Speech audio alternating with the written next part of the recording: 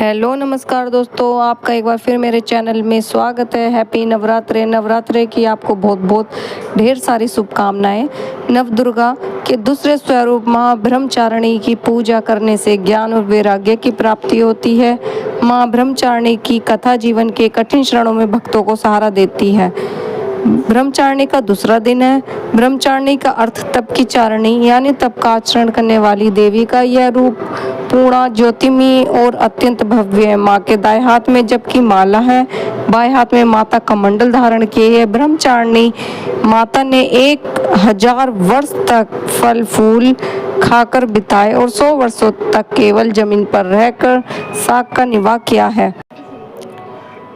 कुछ दिनों तक कठिन उपवास करके और खुले आकाश के नीचे वर्षों तक और धूप के कष्ट सहे, फिर 3000 वर्षों तक टूटे हुए बेलपत्र खाए, कई हजार वर्षों तक निर्जल और निराहार रहकर तपस्या करती रही। देवता ऋषि मुनिगण सभी ने ब्रह्मचारिणी की तपस्या को अभूतपूर्व पुण्य करते बताया है और कहा है, हे देवी, आज तक किसी ने इस तरह घोर तपस्या नहीं की है। आपकी मनोकामना परिपूर्ण होगी और भगवान चंद्रमोही शिव जी तुम्हें पति रूप में प्राप्त होंगे। माँ की कथा का यह सार कि जीवन के कठिन संघर्षों में भी मन विचलित नहीं होना चाहिए। माँ ब्रह्मचारिणी देवी की कृपा से सर्व सिद्धि प्राप्त हो जाती है। पहला अध्याय। मेघा ऋषि का राजा सूरत और समाधि को भगवती की महिमा बताते हुए मधु केटव वध का प्रश्न सुनाना। प्रथम चरित्र के ब्रह्मा ऋषि, महाकाली देवता, गायत्री छंद, नंदा शक्ति, रक्त दंतिका, बीज, अग्नित्वत और त्रगदेव स्वरूप है। श्री महाकाली देवताओं की प्रसन्नता के लिए प्रथम चरित्र के जप में विनियोग किया जाता है। भगवान विष्णु के सो जाने पर मधु और केटव को मारने के लिए कमल जन्मा ब्रह्मा जी ने जिनका सत्वन किया था, उन महाकाली देवी का मैं सेवन करता हूँ। वे अपने 10 हाथों में खंडक, चक्र, गदा, बाण, धनुष, परिघल, शूल, भूषणी, मस्तक और शंख धारण करती है। उनके 3 नेत्र हैं। वे समस्त दिव्य आभूषणों से विभूषित है। उनके शरीर की कांति नीलमणि के समान है तथा वे 10 मुख और 10 पैरों से युक्त है। सूर्य के पुत्र श्राविण जो 8वें मनु कहे जाते हैं, उनकी उत्पत्ति कथा विस्तार पूर्वक कहता है।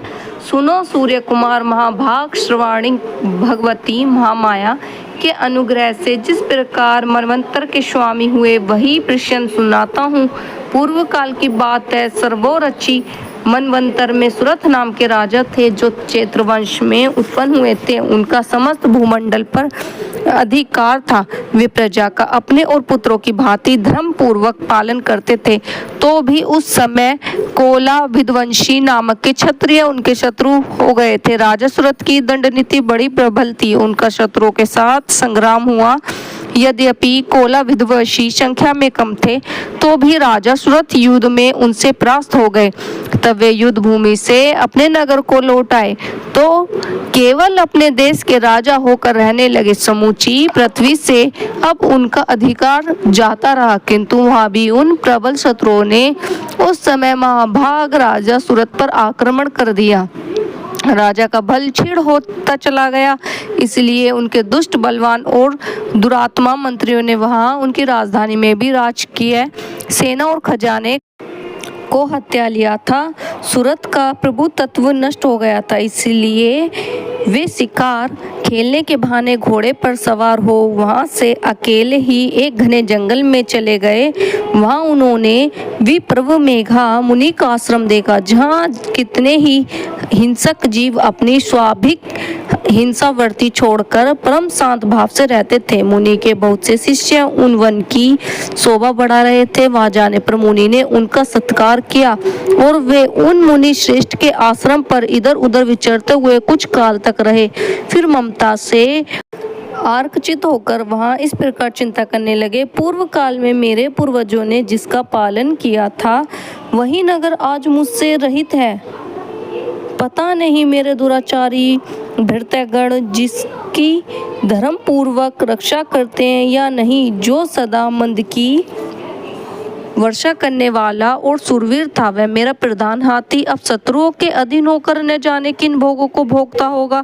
जो लोग मेरी कृपा, धन और भोजन पाने के लिए सदा मेरे पीछे पीछे चलते थे, वे निश्चय ही अब दूसरे राजाओं का अनुसरण करते होंगे। उन अपव्यय लोगों के द्वारा सदा खर्च रहने के कारण अत्यंत कष्ट से जमा किया हुआ मेरा वह खजाना खाली हो जाएगा।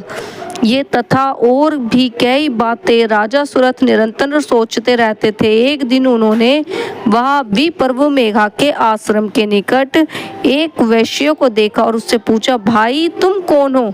यहाँ तुम्हारे आने का क्या कारण है? तुम क्या शोकग्रस्त हो और अनमने से दिखाई देते हो? राजा सुरथ का ये प्रेम पूर्वक कहा हुआ वचन सुनकर वैश्य ने विनती भाव से उनसे प्रणाम किया। कहा, वैश्य बोला, राजन, मैं धन्य के कुल में उत्पन्न एक वैश्य हूँ। मेरा नाम समाधि है। मेरे दुष्ट स्त्री पुरुष ने धन के लोभ से मुझे घर से बाहर निकाल दिया है। मैं इस समय धनी स्त्री और पुरुषों से वंचित हूँ। मेरे विश्वसनीय बंधुओं ने मेरा ही धन लेकर मुझे दूर कर दिया है। इसलिए दुखी होकर मैं वन चला आया। यहाँ रहकर मैं इस बात को नहीं जानता कि मेरी पुत्रों की, स्त्री की और स्वजने कुशल है या नहीं। इस समय घर में वे कुशल रहते हैं अथवा उन्हें कोई कष्ट है? वे मेरे पुत्र कैसे हैं? क्या वे सदाचारी हैं अथवा दुराचारी हो गए हैं? राजा ने पूछा, जिन लोभी स्त्री पुरुष आदि ने धन के कारण तुम्हें घर से निकाल दिया है, उनके प्रति तुम्हारे चिंतन में इतना स्नेह का बंधन क्यों है? वैश्य बोला, आप मेरे विषय में जैसी बात कहते हैं वह सब ठीक है, किंतु क्या करूं, मेरा मन निष्ठुरता नहीं धारण करता। जिन्होंने धन के लोभ में पड़कर पिता के प्रति स्नेह, पति के प्रति प्रेम तथा आत्मजन के प्रति अनुराग को मुझे घर से निकाल दिया है, उन्हीं के प्रति मेरे हृदय में इतना स्नेह, महामंत गुणहीन बंधुओं के प्रति जो भी मेरा चित्त इस प्रकार प्रेम मगन हो रहा है, यह क्या? इस बात को मैं जानकर भी नहीं जान पाता। उनके लिए मैं लंबी सांसें ले रहा हूँ। मेरा हृदय अत्यंत दुखी हो रहा है। उन लोगों में प्रेम का श्रद्धा अभाव है, तो मैं भी उनके प्रति जो मेरा मन निष्ठुर नहीं हो पाता, इसके लिए क्या करूं? ब्रह्मन तदंतर राजाओं में श्रेष्ठ सुरथ और वह समाधि नामक वैश्य दोनों साथ साथ मेधा मुनि की सेवा में उपस्थित हुए। उनके साथ यथा योग्य न्यायकूलन विनय पूर्वक बर्ताव करते हुए बैठे। तत्पश्चात वैश्य राजा ने कुछ वार्तालाप आरंभ किया। राजा ने कहा, भगवान, मैं आपसे एक बात पूछना चाहता हूँ, उसे बताइए। मेरा चित्त अपने अधीन न होने के कारण वह बात मेरे मन को बहुत दुखी देती है। जो राज्य मेरे हाथ में से चला गया है, उसमें और उसके संपूर्ण मेरी ममता बनी हुई है अभी तक। मुनि श्रेष्ठ ये जानते हुए भी कि अब मेरा नहीं है, अज्ञानी की भांति मुझे उसके लिए दुख होता है। यह क्या है? इधर यह वैश्य भी घर से अपमानित होकर आया है। इसके पुत्र, स्त्री और भृत्यों ने भी इसे छोड़ दिया है। स्वजनों ने भी इसका परित्याग कर दिया है, तो यह भी उनके प्रति अत्यंत हार्दिक स्नेह रखता है। इस प्रकार तथा दोनों ही बहुत दुखी हैं। जिसमें प्रत्यक्ष दोष देखा गया हो, इस विषय के लिए भी हमारे मन में ममता जनित आकर्षक पैदा हो रहा है। महाभाग, हम दोनों समझदार हैं, तो भी हमसे जो मोह पैदा हुआ, यह क्या? विवेक शून्य पुरुष की भांति मुझसे और इसमें भी यह मूढ़ता प्रत्यक्ष दिखाई देती है। ऋषि बोले, महाभाग, विषय मार्ग का ज्ञान सब जीवों को है। इसी प्रकार विषय भी सबके लिए अलग अलग है। कुछ प्राणी दिन में नहीं देखते तो दूसरे रात में नहीं देखते, तथा कुछ जीव ऐसे भी हैं जो दिन और रात्रि में भी बराबर देखते हैं। यह ठीक है। किस मनुष्य समझदार होते हुए भी, किंतु केवल वे ऐसे ही नहीं होते। पशु, पक्षी, मृग आदि प्राणी समझदार होते हैं।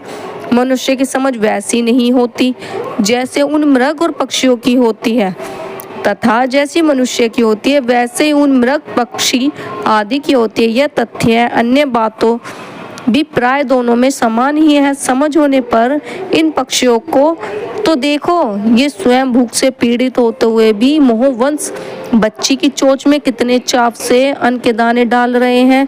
नरश्रेष्ठ, क्या तुम नहीं देखते कि मनुष्य समझदार होते हुए भी लोभवंश है? अपने किए उपकार का बदला पाने के लिए पुत्रों की अभिलाषा करते हैं।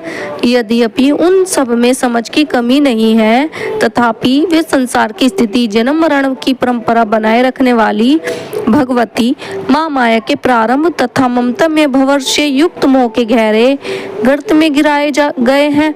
इसलिए इसमें आश्चर्य नहीं करना चाहिए। जगदीश्वर भगवान विष्णु की योग निद्रा रूपा जो भगवती महामाया है, उन्हीं से यह जगत मोहित हो रहा है। वे भगवती महामाया देवी ज्ञानियों के भी चित्त को बलपूर्वक खींचकर मुंह में डाल देती है। वे ही इन संपूर्ण चराचर जगत की सृष्टि करती है तथा वे ही प्रसन्न होने पर मनुष्य को मुक्ति के लिए वरदान देती है। वे ही परम विद्या सागर, बंधन और मोक्ष की हेतुभूत सनातनी देवी तथा संपूर्ण ईश्वरों को भी अधीश्वरी है। राजा ने पूछा, भगवान जिन्हें आप महामाया कहते हैं, वे देवी कौन है? ब्रह्मांड उनका आविर्भाव कैसे हुआ तथा उनके चरित्र कौन कौन है? ब्रह्म देवताओं में श्रेष्ठ महर्षि उन देवी का जैसा प्रभाव हो, जैसा स्वरूप हो, जिस प्रकार प्रादुर्भाव हुआ हो, वह सब मैं आपके मुख से सुनना चाहता